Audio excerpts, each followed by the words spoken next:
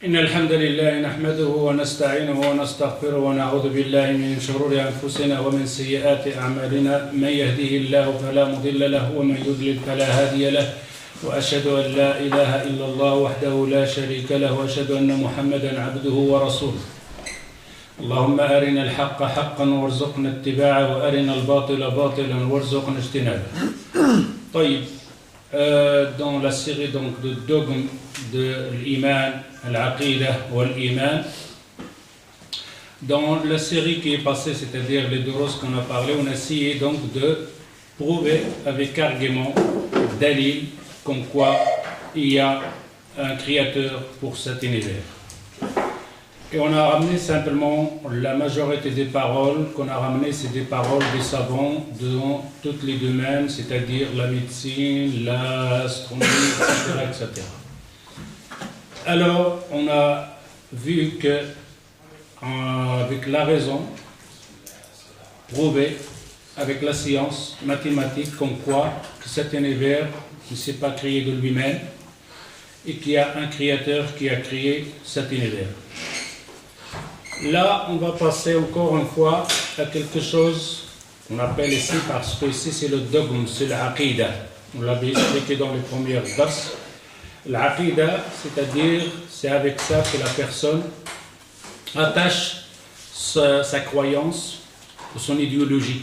C'est-à-dire, une fois qu'il croit cette chose-là, tu ne peux pas le dévier, tu ne peux pas le changer, tu peux changer les montagnes, démolir les montagnes, mais cette pensée qu'il a dans la tête, qu'il a acquis, on appelle ça avec des moyens que lui il pense, ou que de la recherche qu'il a fait, comme quoi ça c'est quelque chose, on appelle ça inchangeable, on ne peut pas le modifier, on ne peut pas le changer, ce qu'on appelle al-aqidah. D'ailleurs, al-aqidah vient du mot al-uqda, un nœud. Tu fais un nœud, tu fais un attachement avec quelque chose. Alors, dans toutes les séries qu'on avait, on a parlé, on n'avait pas discuté, on n'a pas ramené le hadith, ni le Coran, ni quoi que ce soit au point de vue qu'on appelle la parole transmise, c'est-à-dire les versets du Coran qu'on trouve chez même les chrétiens et les juifs, la Bible et l'évangile et tout ça.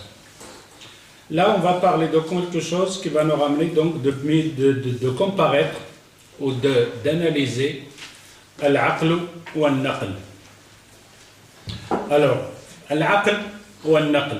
Al-aql, c'est la raison. Dans toute la discussion qu'on a eu auparavant, on a parlé donc de l'aql, la raison. Mais naql. Naql, c'est-à-dire la parole que tu as reçue de quelqu'un. Quelqu'un t'a parlé de quelque chose. Est-ce que cette parole a un rapport avec le dogme, avec l'aqidah? Évidemment. Alors, ici on trouve parfois, quand on a des discussions avec des gens, d'ailleurs, comme on peut appeler les laïcs, dans la laïcité, il y a deux choses. Il y a la grande laïcité, la petite laïcité, etc. La laïcité qui ne croit pas en Dieu, c'est-à-dire athée, la laïcité qui croit, etc. C'est tout à fait un mélange. Mais on trouve ça aussi chez les musulmans. Ils disent l'aqlaniyoun. L'aqlaniyoun, c'est des gens qui travaillent avec la raison. Même si le mot n'est pas exact. Al-ahwa'iyoun, ceux-là qui suivent leurs envies. Ça, c'est juste. Parce que de dire à ces gens, à ces grands savants, al-aqlaniyoun, ces gens, pourquoi on les appelle al-aqlaniyoun? C'est parce qu'eux prennent, par exemple, une parole transmise, quelqu'un leur dit quelque chose, même si cette personne-là est véridique, etc., il le met d'après la raison. Il regarde dans cette parole, ce que tu viens de lui donner, c'est sa raison, son cerveau l'accepte, il te dit oui. Si sa raison ne l'accepte pas, il le rejette. N'importe qui. Il te dit ça, je ne le comprends pas. Ma conscience, ma raison ne le comprend pas. Je ne peux pas accepter cette chose-là. C'est une histoire, c'est tout. Et alors on les appelle aqlaniyoun, et ça on les trouve dans les musulmans, des grands savants musulmans, on les appelle, je ne vais pas citer les noms, qu'on appelle aqlaniyoun. Mais on cite par exemple une grande école donc de Mu'tazila. Le Mu'tazila, c'est des gens qui ont employé beaucoup l'aql, la raison.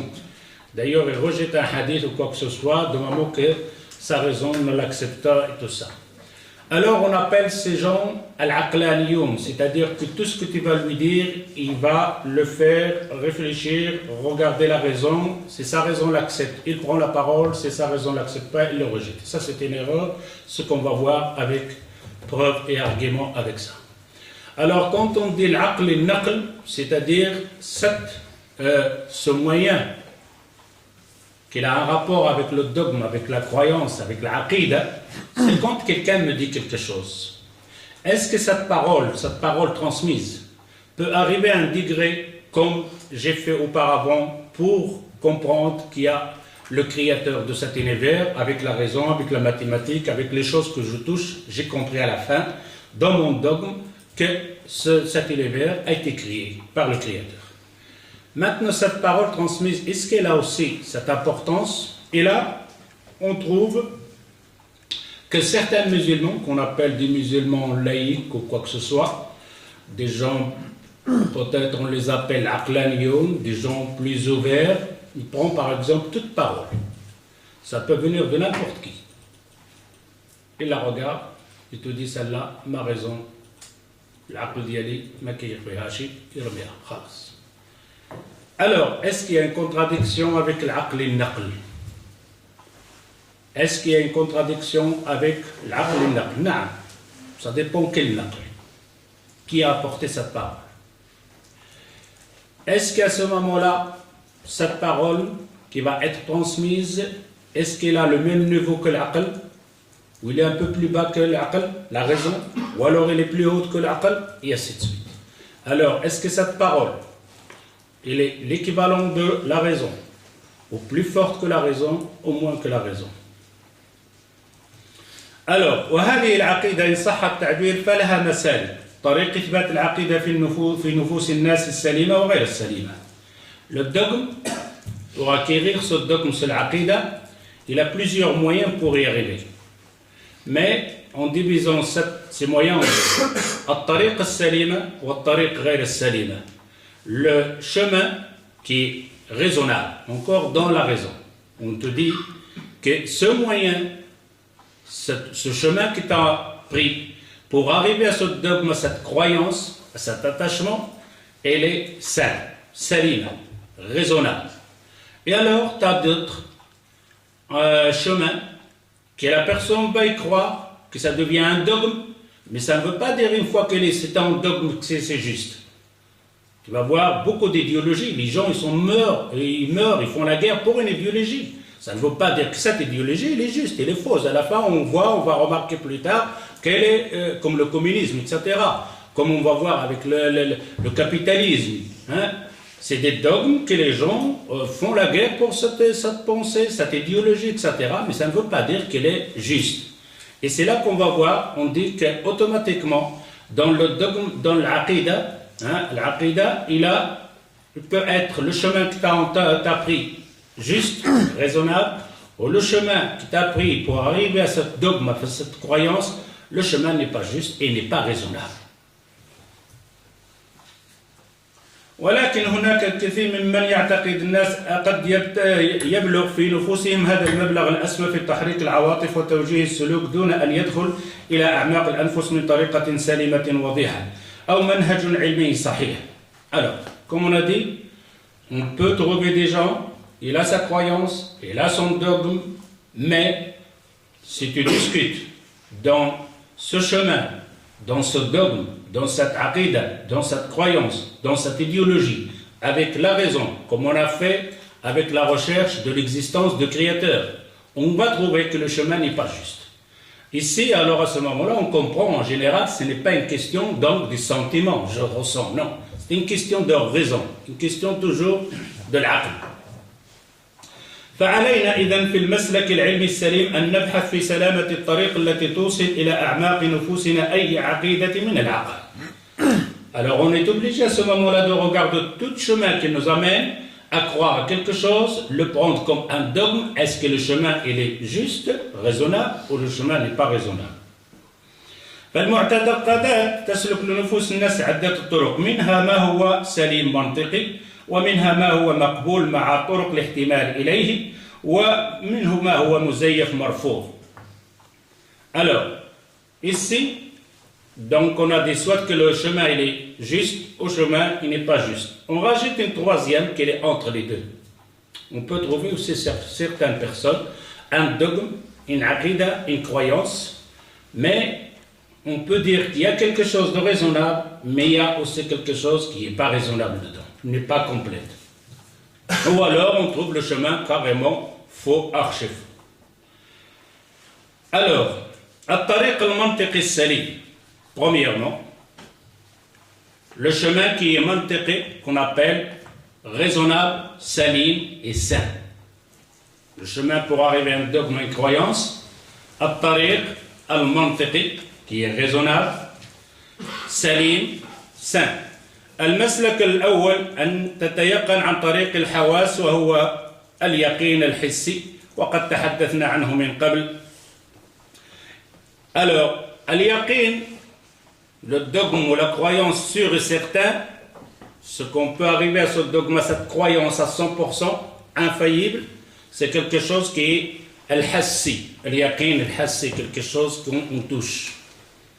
On est arrivé avec cette expérience de toucher la chose, de voir la chose, d'entendre la chose avec nos 5 sens, on arrive à un dogme, à une croyance à 100%. On est arrivé à une croyance comme quoi que le ciel il est en dessous de nous, que la terre, on marche sur la terre. On est arrivé comme quoi quand on a faim, on mange, quand on a soif, on boit, que le feu brûle. Toutes ces choses, toute personne qui a fait cette expérience, qui est arrivé, tu ne vas pas lui dire que le feu ne brûle pas.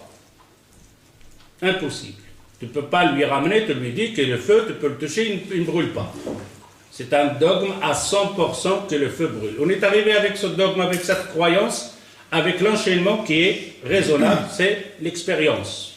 Tu as touché une fois, tu t'es brûlé. Tu t'es touché 2 fois, 3 fois, 4 fois, tu as vu les autres personnes, elles ont le même problème. Dès qu'on approche à ce feu-là, il brûle. Et ainsi de suite, on est arrivé tous à dire, le feu quoi? Le feu brûle. Voilà. On est arrivé à cette croyance, à ce dogme, avec quelque chose de melmous, touchable. Ça, c'est un chemin qu'on y arrive.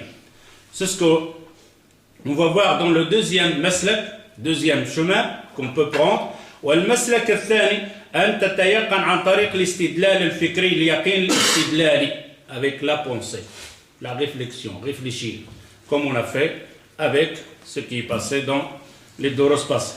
ومثال ذلك كثير من عوالمنا ومعارفنا التي نعتقد بها اعتقادا جازما وهي من العلوم التي توصلنا إليها عن طريق الاستنتاج بمسلك منطقي رياضي وقد تحدثنا عنه من قبل. ومثال ذلك فالعلوم تثبت بكل وضوح أن هذا الكون لا يمكن أن يكون أزليا فهنالك انتقال حراري مستمر من الأجسام الحارة إلى الأجسام الباردة ولا يمكن أن يحدث العكس بقوة ذاتية بحيث تعود الحرارة فتتردد من الأجسام الباردة إلى الأجسام الحارة. Alors, l'exemple donc de cet istidlal, donc de cette preuve, argument qui est scientifique, qui est avec la pensée et qui est avec la raison, avec la recherche aussi, c'est comme on a vu dans les doros passés, que cet univers ici, avec le calcul et tout ça, qui est après donc dans la science et tout ça, qu'il va à la fin, qu'il va être disparu, qu'il ne va pas rester cet univers. À cause de quoi? C'est simplement, on a vu que la chaleur, la température va en diminuant, c'est-à-dire le soleil diminue, la température sur le globe, l'univers, etc., les étoiles et tout ça. La chaleur, cette chaleur, ce thermodynamique qui est là, il va au stade donc de devenir froid.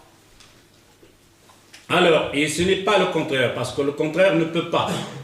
Ça, c'est la pensée, la recherche, al-fikri, comme quoi quelque chose qui est froid ne peut pas revenir à la chaleur, à la température. Au contraire, la température, la chaleur peut se déplacer de la chaleur vers le froid, mais pas le contraire. C'est pour ça, quand on parle donc de froid, est-ce qu'il y a quelque chose qu'on appelle matériel, quelque chose de madi, objet froid? Non, il n'y en a pas. Ce qu'on appelle, on dit, évidemment, on parle donc de la chaleur, on dit il fait chaud, il fait froid. Mais le mot froid n'existe pas, c'est-à-dire qu'à matière froid, il n'y a pas. Mais le mot chaleur, Il y a la chaleur, ça existe. Matériellement, on peut l'étudier, on peut le mesurer, etc., la température, etc. Mais le mot froid, on l'a donné simplement pour essayer de dialoguer entre nous. C'est pour ça qu'on dit la température, par exemple, aujourd'hui, il est en dessous de 0, en bas de 0. Est-ce qu'il y a froid? Matière, non. C'est simplement la diminution de la chaleur, de la température qu'on appelait qu'elle est en haut de 0 ou elle est en bas de 0. Mais c'est simplement la chaleur qui est disparue. Une fois que la chaleur revient, le froid n'y est plus là. Alors le mot froid, c'est simplement quand la température, la chaleur diminue. Il n'y a pas quelque chose qu'on peut appeler mesurer le froid. Il y en a. Sauf si on fait les compositions dans le mélange, etc. et tout ça, dans les produits chimiques. Mais en général, cette chaleur, oui, on appelle ça la température. Maintenant, si on fait par exemple celui qui mesure la température, qu'est-ce qu'on dit? Thermomètre. Thermomètre. Mais ce thermomètre, il ne mesure que la chaleur, il ne mesure pas le froid. Il n'y a pas de froid dedans. Il mesure simplement, il peut calculer la chaleur. Quand la chaleur augmente, il dépasse, le mercure remonte. Quand la chaleur commence à diminuer, et il descend. Alors, on dit que le froid, le mot froid, c'est simplement un mot qui n'existe pas matériellement ni chimique. Par contre, la chaleur, la température, même si on ne le comprend pas encore maintenant, hein, quand il y a un corps, par exemple, une personne qui est chaud, et quelle personne, l'autre, elle est froid, hein, quelqu'un qui attrape le froid, si on approche les deux corps, ici, dans sa température de cette personne, le corps qui est froid, parce qu'il y a une chaleur qui a diminué. C'est tout. C'est pour ça qu'il commence cette personne-là, ce corps à refroidir. Si on rapproche ce corps qui est chaud, ce corps qui est froid, il va ceci cette chaleur. C'est-à-dire prendre cette chaleur et cette chaleur augmente. Mais il n'y a pas quelque chose donc de froid. Ça, on était arrivé avec quoi? Avec, on appelle ça al-istidlal al-fikri. Avec la recherche et le calcul et le mathématique. يعني إذا ظهرت ذات الشيء فالإدراك الحسي وإذا غابت ذاته وبقيت آثاره فالاستدلال الفكري فإذا غاب الشيء وغابت آثاره فلا بد من الخبر الصادق والخبر الصادق مسلك ثلاثة من مسالك العقيدة. Alors on est arrivé ici au troisième chemin. Alors il te dit la chose qui est apparue que tu peux toucher, hein, toucher et analyser, etc. On appelle ça al-istidrak al-hissi, le chemin, donc toucher. Quand la chose, tu n'arrives pas à la toucher, mais qu'elle a laissé une trace, comme l'atome, il laisse une trace. Ça, al-istidrak al-fikri, la raison. Il a laissé la trace, à ce moment-là, j'emploie la technologie donc de la science et la raison, et je comprends la chose. Pourquoi? Parce qu'il y a une trace. Même si la chose qui a laissé la trace, je n'arrive pas à la toucher. Intouchable. Alors, on a le troisième degré, c'est quand il n'y a pas de trace et qu'il n'y a pas l'objet matériel. Les deux choses ne sont pas là. Mais les gens en parlent. Ce qu'on appelle ici al-khabar al-sadiq, la parole transmise. Je n'ai pas de trace à la chose, et je n'arrive pas à la toucher. Les deux choses. Quand elle est là, quand je la touche, c'est ce qu'on appelle ça al-ihsas, al-yaqin al-ihsas. La croyance donc de toucher la chose. Quand la chose n'est pas là, mais elle a laissé une trace, al-ihsas, ou l'istidlal, al-fikri. Je raisonne, je réfléchis, je comprends la chose. C'est-à-dire qu'il y a un serpent qui a passé, il a laissé des traces. Et toi, tu comprends ces traces-là, tu dis un serpent, il est passé par ici. Comment tu le sais? Avec la trace qu'il a laissée. Tu ne vas pas dire une chèvre parce que tu sais comment il est le chèvre. La trace de chèvre, c'est pas ça. Alors, mais parfois on a ni la trace, ni je l'ai vu, ni le touché. Rien. C'est simplement des paroles. Ça, c'est le troisième enchaînement qui nous amène vers la croyance et le dogme. On appelle ça al-khabar al-sadiq. Comment on appelle khabar? Khabar. L'information véridique. Parce qu'il y a la formation qui n'est pas véridique, douteuse, mais il y a une formation, parfois, on dit ça c'est véridique, il n'y a pas de mensonge là-dedans, tout le monde va y croire. C'est ce qu'on va essayer de parler dans les doros qui vont venir maintenant.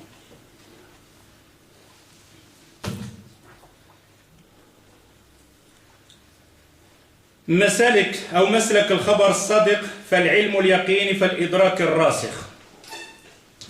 قد يقوم برهان العقل على أن مخبرا ما فردا كان أو جماعة صادق قطعا فيما يخبر به، فيمر خبره على مراكز الإدراك للتأكد من صورة الخبر وفهم المراد منه، ثم ينتقل مباشرة فيكون علما يقينا، ثم يتحول إلى مراكز الاعتقاد فيكون عقيدة راسخة. فكلنا إذن ici الخبر الصادق. الخبر الصادق comment t'as dit le خبر؟ L'information. الخبر الصادق, l'information qui est juste véridique, ça peut venir d'une personne, ça peut venir de plusieurs personnes. Et cette information, quand tu le reçois d'une personne, comme on a dit, simplement l'information. Quelqu'un te parle de quelque chose. Tu n'as pas vu, tu n'as pas touché, pas de trace, rien. C'est la personne qui te parle. Alors on appelle cette formation, peut venir d'une personne, peut venir de plusieurs personnes. Cette parole, quand tu la reçois, tu ne la prends pas directement et tu la mets dans la dogme. Tu analyses cette phrase-là, la personne qui analyse la personne qui te ramené cette formation, plus cette formation quoi.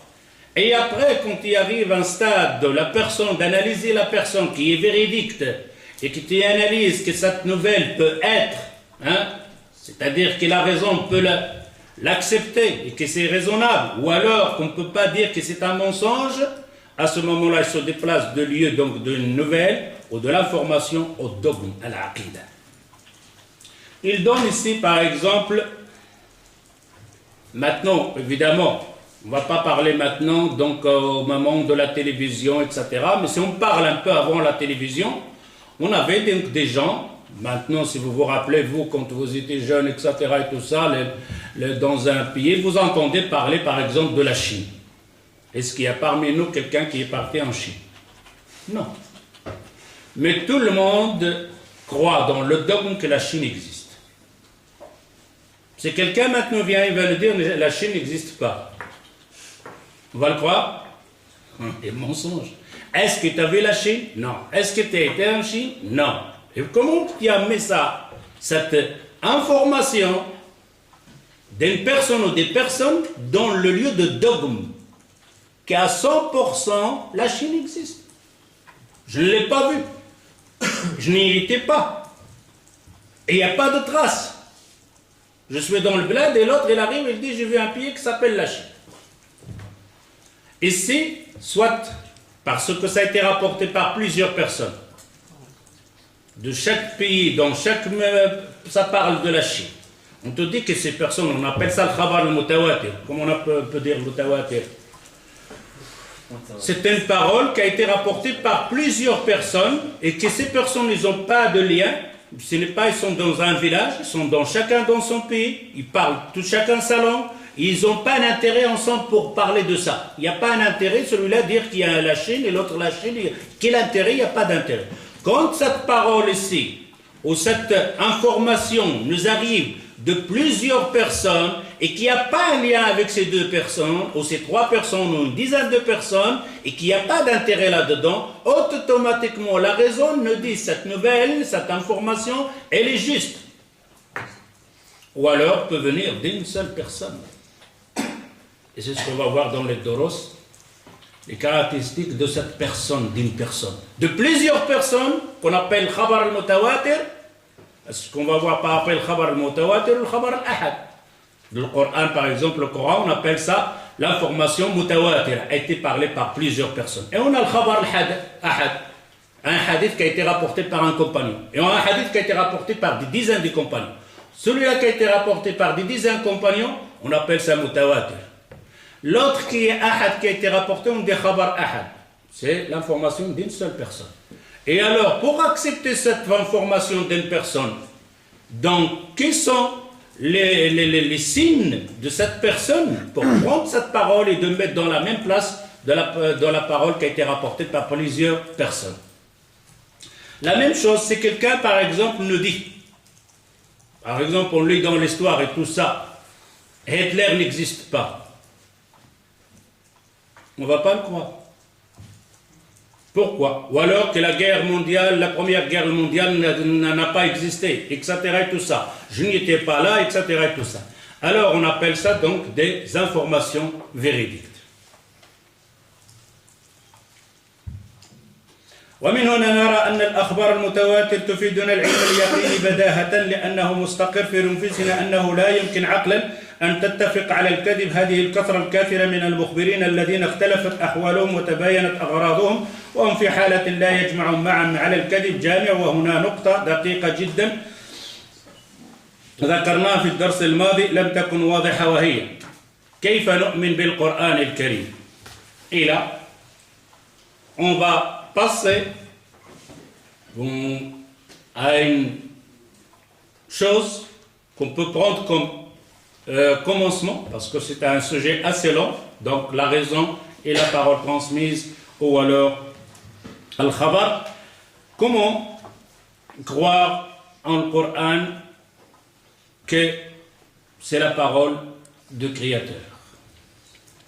هذا السؤال مهم يعني فيما بين المسلم. لا أحد يقول هذا الكتاب ليس كتاب الله، لكنه لو جلست أمام ملحد وقال لك أثبت لي أن هذا الكتاب هو كتاب الله، هذا بين المؤمنين وفي نطاق المسلمين لا يطرح هذا الطرح، ولذلك فالإنسان مطمئن. ولكن لو جمعته المصادفات بإنسان ملحد وقال أنا أؤمن بالواقع والمنطق أثبت لي أن هذا الكتاب كتاب الله، هنا المحك إما أن تقول والله هذا كتاب الله يا أخي فهذا لا يكفي، وقد تكون قانعا أنه كتاب الله ولكنك لن تستطيع أن تقنع أحدا بذلك إلا إذا ملكت الحجة والدليل، ولذلك لا بد من تدبر هذا القرآن.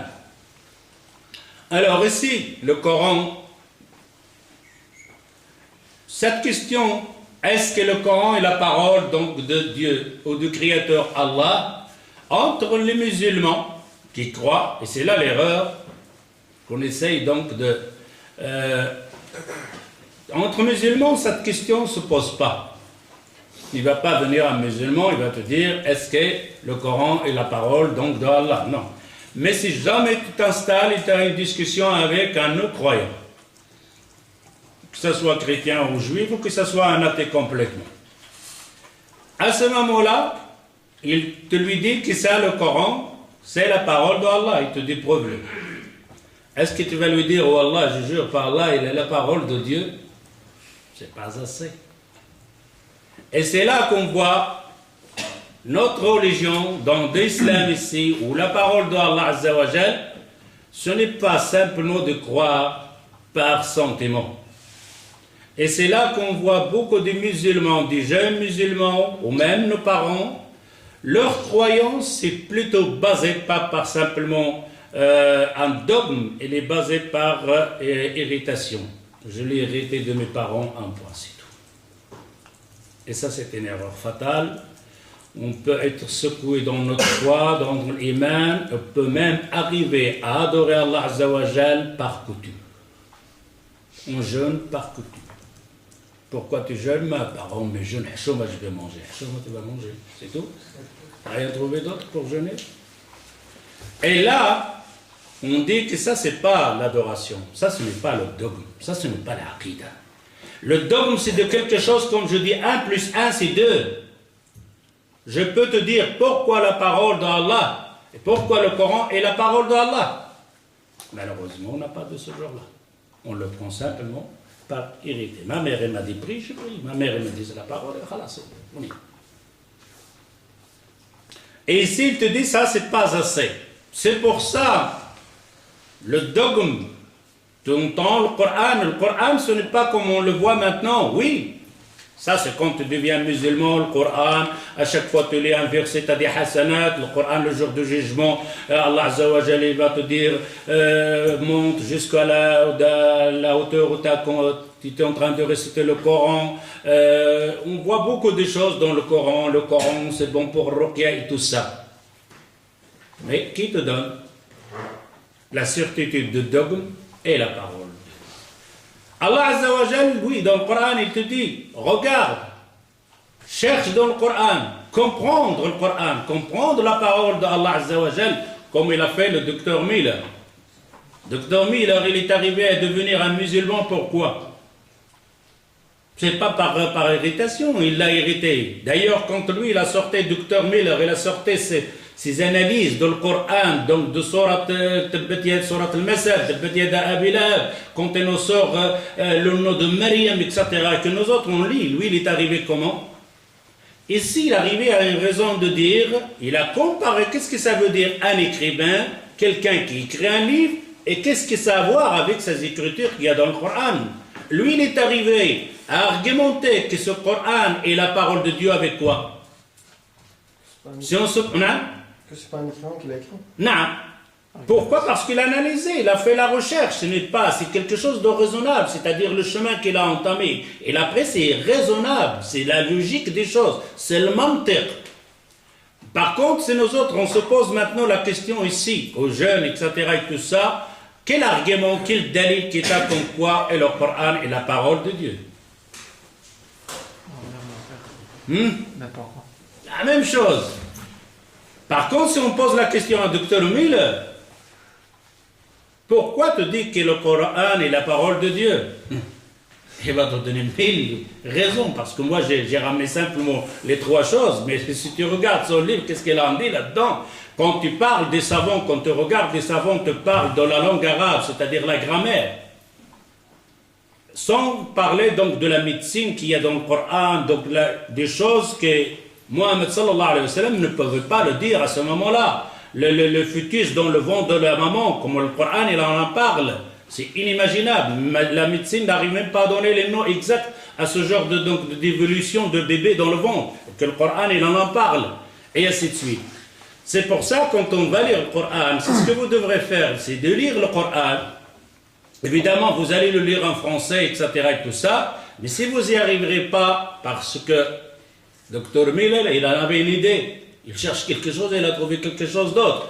Mais nous, comme musulmans, on n'a pas cette idée-là. Mais d'ailleurs, au moins de regarder, qu'est-ce qu'est regarder dans des sites, on appelle ça Al-I'jaz al-Qur'an, Al-I'jaz al-Tibbi, les miracles du Coran dans la science.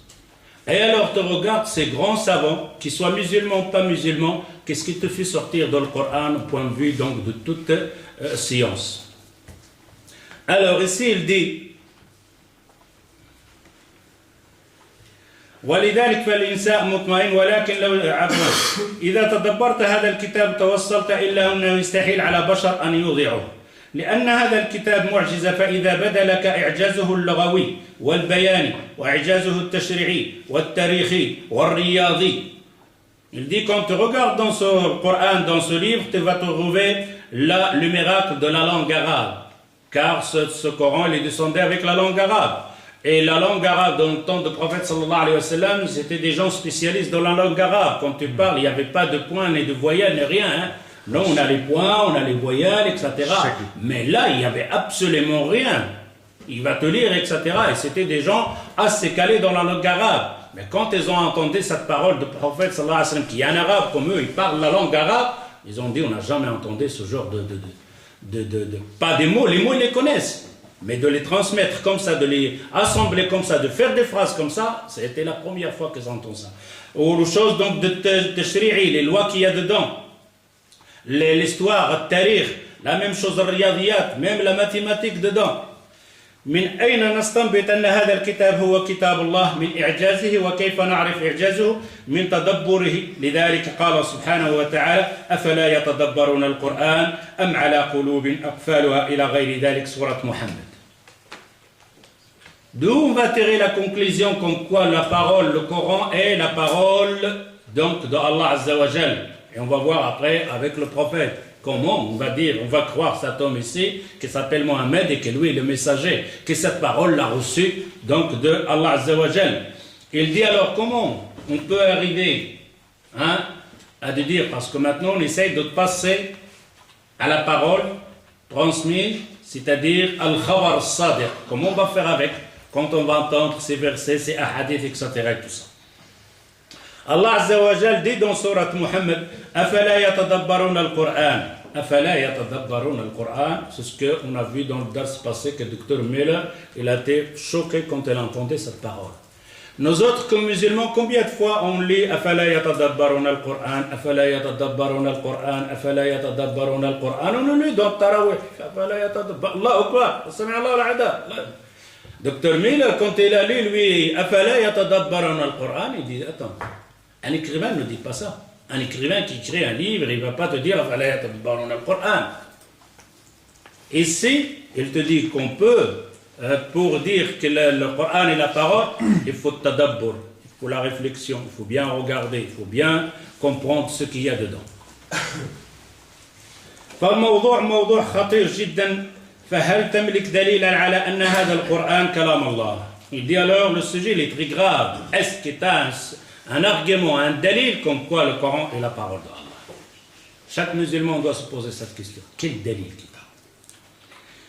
إذا كنت بين المسلمين لا أحد يطرح عليك هذا السؤال ولكنك إذا جلست إلى منكر وقال لك هذا القرآن من كلام محمد فقد كان إنسانا عبقريا فذا استطاع أن يقنع الناس أنه كلام من عند الله من السماء وصاغه بأسلوبه البلاغ الرفيع وهذا هو الأمر فكيف ترد عليه؟ فالإيمان يجب أن يبنى على البحث العلمي والتحقيق والدقيق.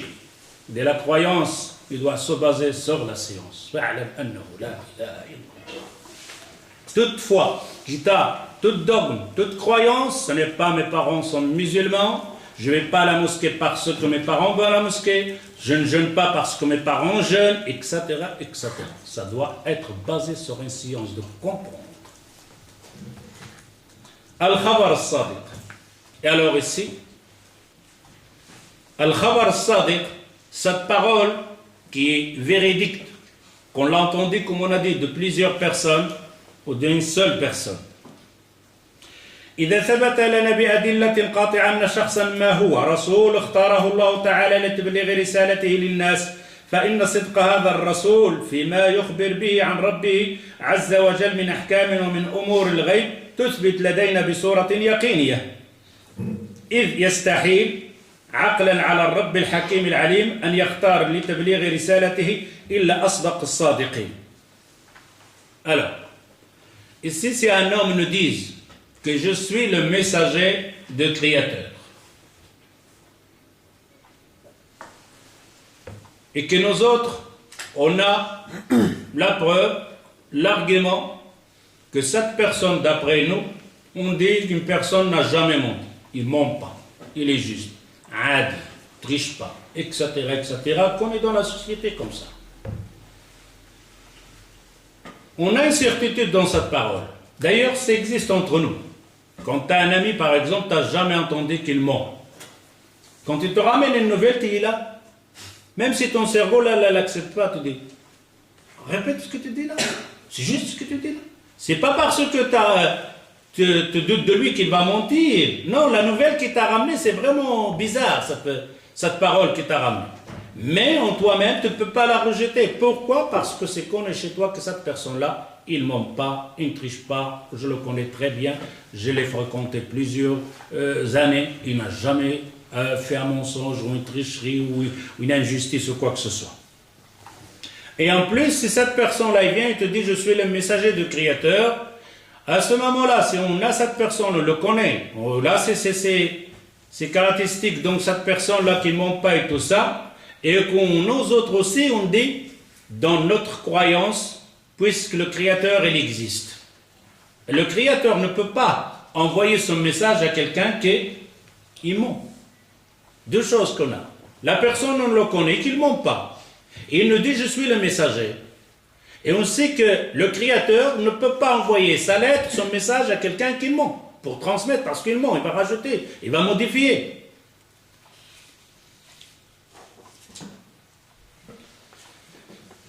Alors à ce moment-là, le message d'un prophète, il est placé dans le degré de l'yaqin, de la certitude. La parole d'un prophète, il est placé dans le lieu de certitude, de dogme de l'aqida. Alors on a quoi maintenant ici? Tu arrives au dogme de l'aqida par les choses que tu touches, tu vois. Qui arrive au dogme al-aqida, des choses que a laissé des traces par la science. Et la troisième chose, c'est la parole d'une personne véridique. Si cette personne-là nous dit quelque chose, cette parole devient véridique. Et c'est là qu'on va voir le sujet de l'aql ma'an l'aql. Le messager dit quelque chose, mais notre raison n'arrive pas à comprendre cette chose-là. C'est ce qu'on va voir dans les durus qui vont venir bi'idhnillah.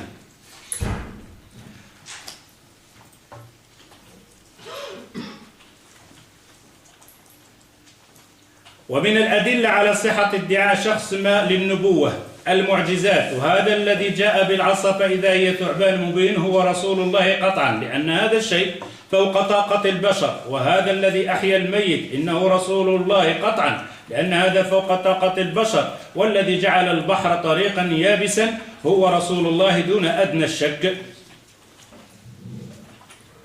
Alors, pour que on croit cette personne-là qu'elle est le messager, première chose, ce qu'il doit avoir comme caractère, c'est-à-dire al-mu'jizat. C'est quoi le mu'jizat? Il n'y a pas d'autre mot à ce mu'jizat. Les impossibilités. Hein? Les impossibilités, les défaits, défaire quelqu'un, lancer un défi à quelqu'un. Al-mu'jizat, c'est toujours lancer un défi. Il n'y a pas de mu'jizat comme ça. Comme on avait dit, par exemple, une personne, elle est dans le désert, et il y a un lion, il arrive pour le manger, il lui a dit assieds-toi. Et le lion, il va s'asseoir. On a dit ça, ikramat. Voilà, les bienfaits qu'Allah Azza wa Jal lui a donné que ça. Mais il n'y avait pas quelque chose à prouver. Cette personne dans le désert, il n'y avait pas quelque chose à faire pour prouver aux autres que lui c'est impieux. Ces choses-là peuvent se passer entre lui et Allah. Ok, il était là, il crève de faim, il meurt de faim, et tout d'un coup, un morceau de pain qui descend de... Peut-être une voiture qui a fait tomber sur le chemin un morceau de pain, comme il y avait le Tblérien, un jour, un Tblérien, il dit, on était dans une rivière, on meurt de faim, et tout d'un coup, du pain comme ça, il vient rouler sur la montagne, il mangeait du pain. Peut-être une camionnette qui a passé sur la route là, ça peut arriver, oui, les problèmes. Alors, on dit ça, c'est l'ikramat. Et ça peut se passer entre une personne et lui, il n'y a personne à prouver. Al-Mu'jizat, c'est une personne qui fait quelque chose en plein des gens qui regardent cette chose-là, qui lance un défi que vous ne pouvez pas faire ça. Et ça, c'est surnaturel. Ça qu'on appelle Al-Mu'jizat. Alors, la personne ici, donc de celui qui a jeté le bâton, Moussa alayhi salatu salam, et le bateau se met un serpent et qu'il a mangé les autres. Ici, on voit bien, le défi a été lancé à qui? Non, pas à Pharaon. Le magicien Pharaon. Au magicien lui-même. C'est pour ça, le premier qui s'est prosterné quand il a vu ça, le spécialiste de la magie. Le spécialiste de la magie, parce qu'eux aussi, ils ont fait des serpents. Mais eux, ils savent bien la différence entre ce serpent et l'autre serpent. Eux, ils voient leur vérité dans la tricherie qu'ils ont fait, dans la sorcellerie pour tourner les yeux des personnes. Ils voient la vérité. Mais de l'autre côté, eux, ils voient que ça n'a rien à voir avec la sorcellerie. C'est pour ça les premières à se mettre à dire que ça c'est surnaturel, que ça dépassait la sorcellerie et autre chose. Celui-là, il mange, il avale tout le reste et tout d'un coup, il devient un bateau. Les gens qui étaient des millions et des millions d'ouvrières et que Moussa, alayhi salatu salam, il fait dans un chemin dans la mer et que les gens passent et que la mer se fait un mur. Un mur, il n'y a pas de mur, mais l'eau se tient debout comme ça et les gens passent. Ils te disent ça c'est la chose surnaturelle, ça c'est pas quelque chose de la magie, ça n'a rien à voir avec la magie, c'est réel, quelque chose le voit, touché. La même chose, Isa alayhi salam ressuscité le mort. Le mort qui était mort depuis quand il a ressuscité. Il dit ça c'est des choses surnaturelles.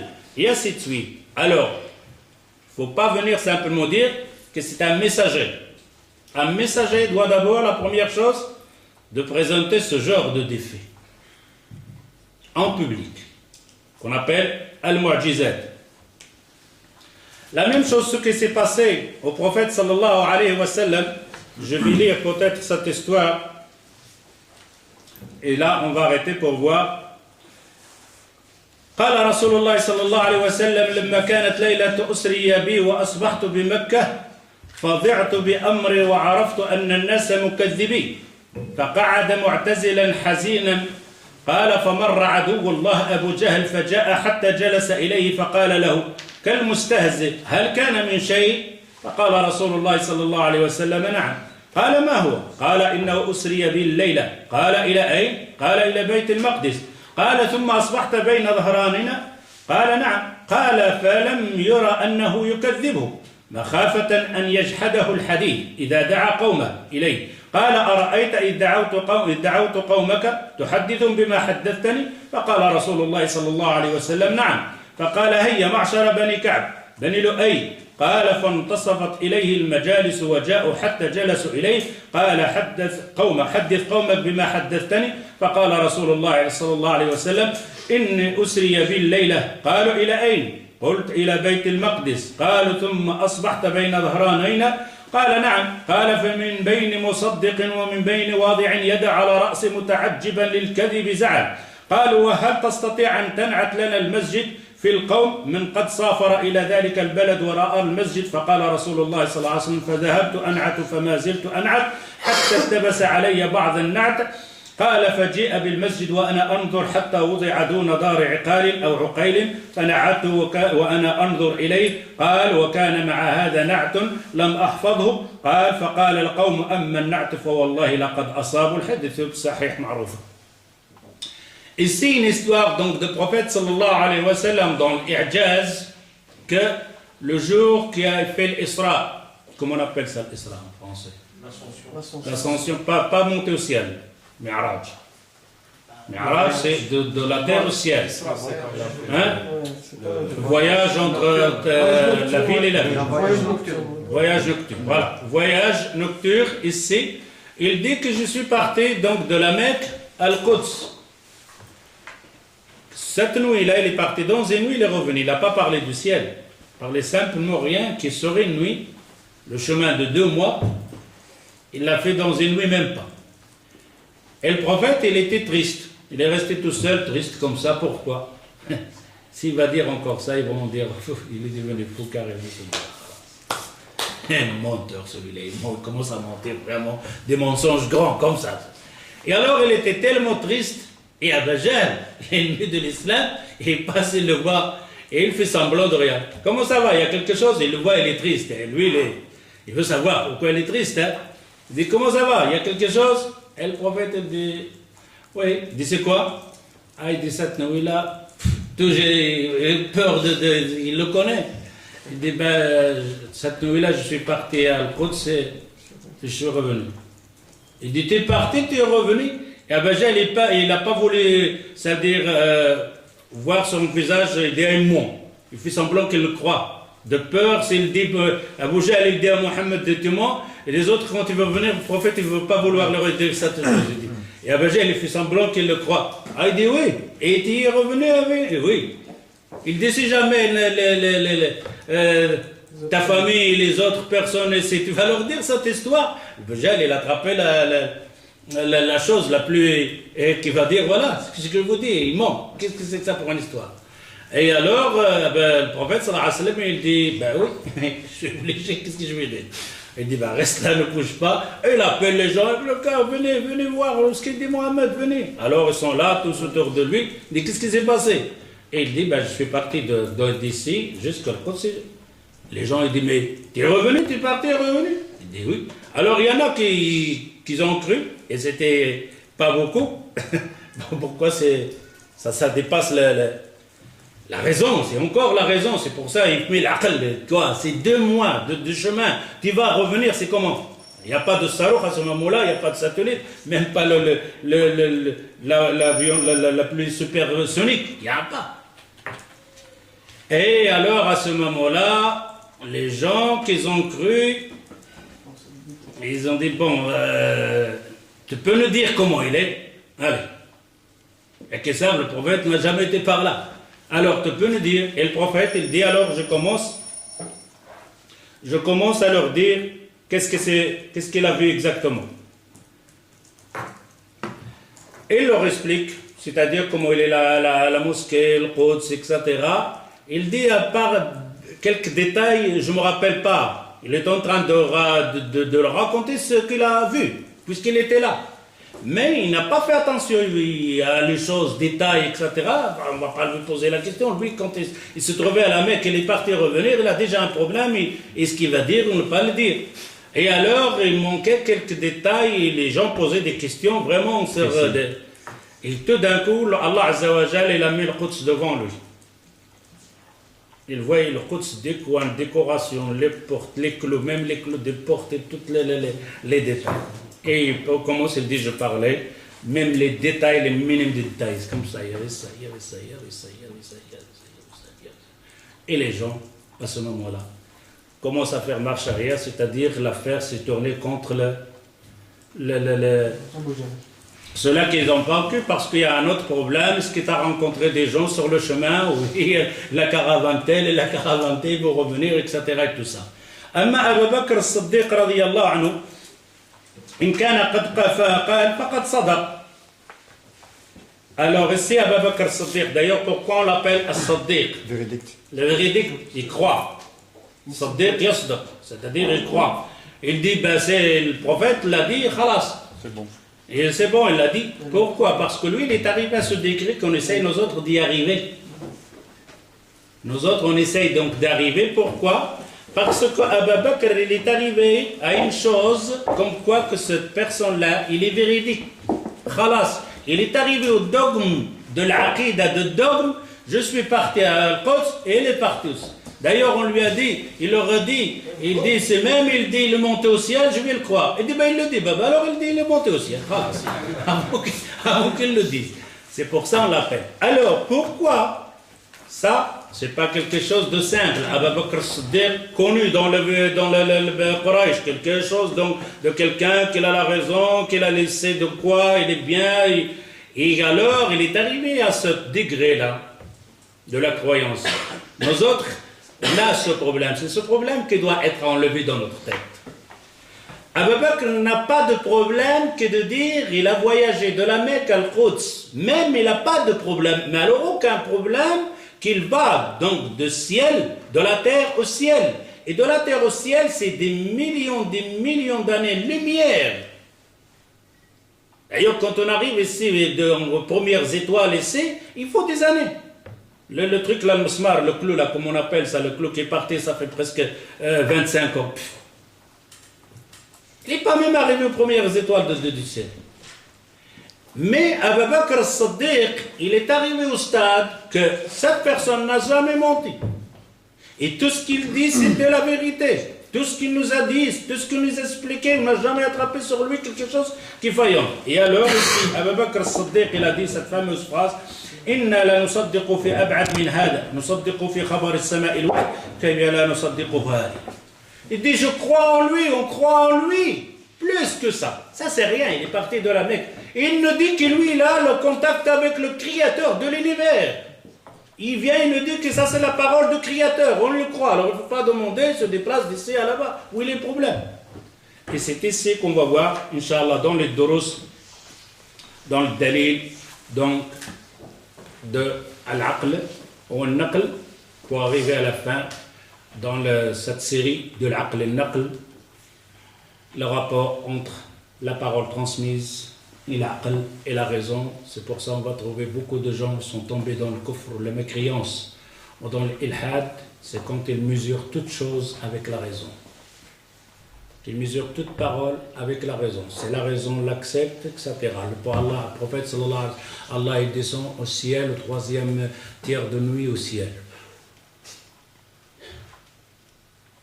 Est-ce qu'il y a une minute, une seconde, il n'y a pas le tiers Toutes les secondes, il y a des tiers. La raison, comment on va voir cette parole. C'est ce qu'on va voir dans les دروس qui vient Inch'Allah bi'idhnillah. ونكتفي بهذا القدر إن شاء الله سبحانك اللهم وبحمدك أشهد أن لا إله إلا أنت أستغفرك وأتوب إليك والسلام عليكم.